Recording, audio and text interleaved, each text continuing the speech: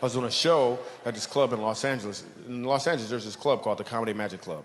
It's a very prestigious club. It's really hard for comedians to get into this club. Like every Sunday night, Jay Leno performs here. It's a really hard club to get into. So I'm brand new in town, and this comedian named George Wallace takes me into the club.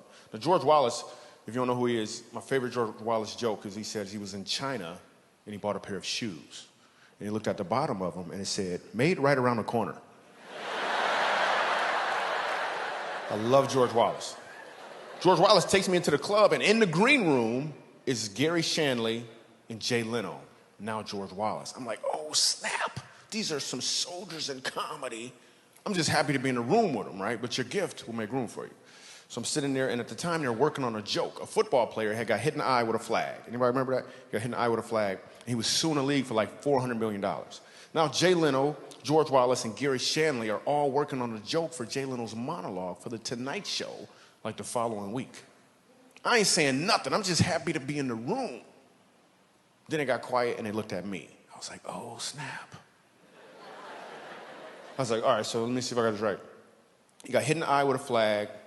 He lost his vision in one eye, and he's suing the league for $400 million. He's not going to see half of it.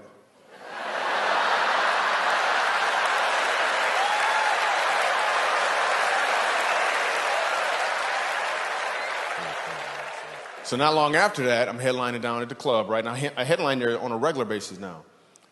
A little while back, I'm doing a show there, and right before I got on stage, God changed my mindset about comedy.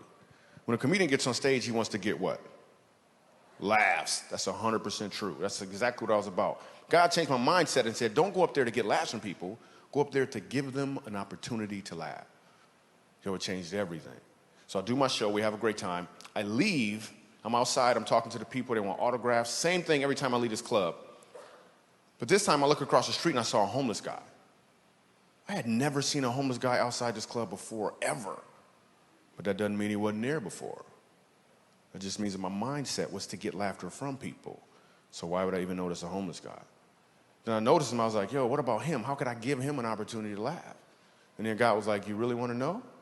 And I was like, nope.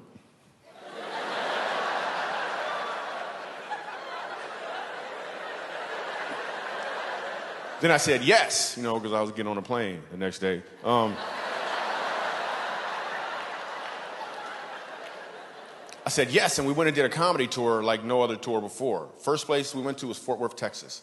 There's a place called the Samaritan House. The Samaritan House takes care of people who are homeless and they have HIV. We went in there, we did a comedy show for them, and then after the show, this guy walks up to me, and he wants to talk to me. Now, the facilitator already told me that this guy, I think his name was Steve, he doesn't talk to anybody, but he wants to talk to me. I'm like, why do you want to talk to me? And he goes on to tell me that until that night, he hadn't laughed in over 20 years. And I'm telling you, I almost started crying. I was like, you better back up.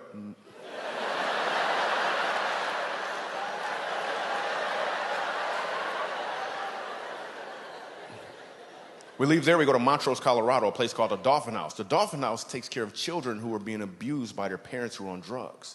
And this grandmother tells me the story of her grandson. And she tells me about how he's being abused by his mom, and one of the things she's doing is she's pulling out his toenails. She explains that the grandson is so afraid of his mom, everywhere he goes, he wears a Spider-Man costume, everywhere he goes. I hear his story, and I hear all these other kids' stories, and now they bring them all together, and I got to do comedy for them. Only with God's strength was I able to get up on stage. So I get up there, and I start doing comedy. Sitting right up front, Spider-Man, full costume. I know his story, and I got to do comedy.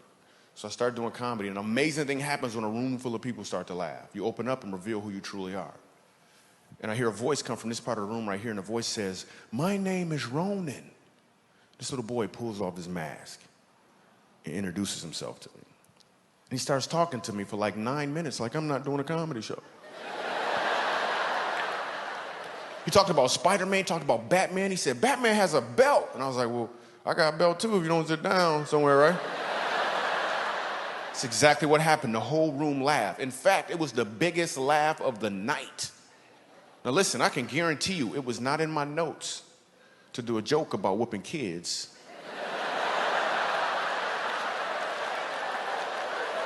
in a room full of abused kids. But that was a joke that needed to be done. God knew, and the elephant had to leave the room. We had an amazing time. We leave there, we go to Skid Row. A guy says to me, I've been homeless for 7 years, on crack cocaine for 5 years. I was beaten, stabbed, and left for dead. I could really use a laugh, Michael Jr.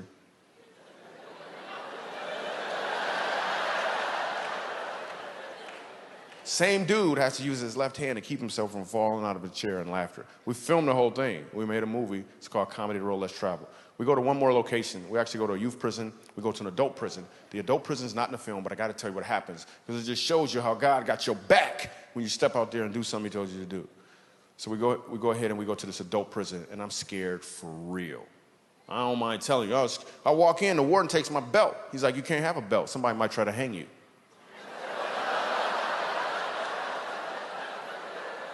I'm like, can't they just boo me or something? Why you gotta hang me? Because there's a real dilemma going on right now. They can either hang me with my belt, or I take the belt off and my pants is loose. There's some stuff going on in my head right now. I'm just telling you, I'm very creative. So I'm scared for real. And I need a joke immediately. I know, tonight I was all moving slow, comedy is like dating. Not in prison, nope. That analogy never came up. It never came up. I'm scared for real. Bars are opening in front of me, they're closing behind me. Open in front of me, I can't run. I'm scared for real. I gotta be funny immediately. I got nothing. A joke popped in my mind, I was scared to say it. I was gonna say, you guys are a captive audience. I just wanna say that,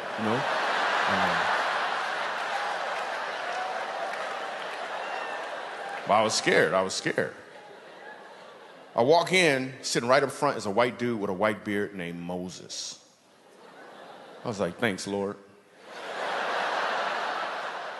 I looked at Moses, and when I said these words, the place exploded in laughter. We had an amazing time.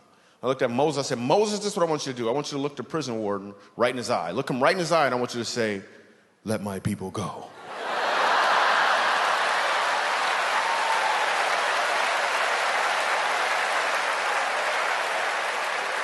Listen, I love you. I thank you so much. I'm Michael Jr. Thank you, thank you, thank you.